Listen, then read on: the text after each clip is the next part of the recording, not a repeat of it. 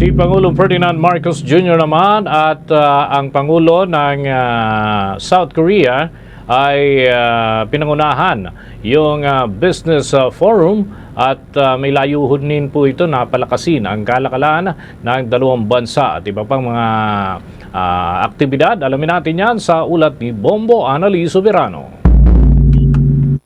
Pinangunahan ni Pangulong Ferdinand Marcos Jr. at South Korean President Lee Jae-myung ang Philippines-Korea Business Forum na naglalayong palakasin agundayang pangkalakalan ng dalawang bansa. Layunin ng forum na isulong ang Vision 2030 na nagtatakda ng target na $20 billion na bilateral trade pagsapit ng 2030. Hangad din itong magtatag ng mas matibay na daluyan para sa pandaigdigang kalakalan at makamit ang napapanatiling paglago sa pamamagitan ng pagpapalalim ng mga estratehikong pakikipagtulungan sa mahahalagang sektor tulad ng manufacturing, investment, energy, habang ang nuclear energy at advanced infrastructure.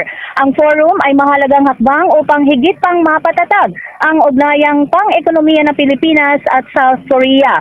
Sa talumpati ni Pangulong Marcos sa Philippine-Korean Business Forum, inanunsyo ng Pangulo ang 6 pang business agreements sa pagitan ng Pilipinas at Korea. Ito ang mga sumusunod: nuclear energy, shipbuilding, aerospace, critical mineral, supply chain, retail, at health and wellness. Mula sa Malacanang, pakinggan pala natin si Pangulong Ferdinand Marcos Jr. Your investment in the Philippines reflects a strategic and forward-looking decision. This administration remains persistent in its commitment to meaningful reform. We are eradicating bureaucratic barriers, reducing the cost of doing business, and boosting our competitiveness in the global arena. Through the Create More Act, we are opening the door to bigger investments that bring real opportunities to our people. We are supporting qualified projects that invest at least 50 billion pesos or create at least 10,000.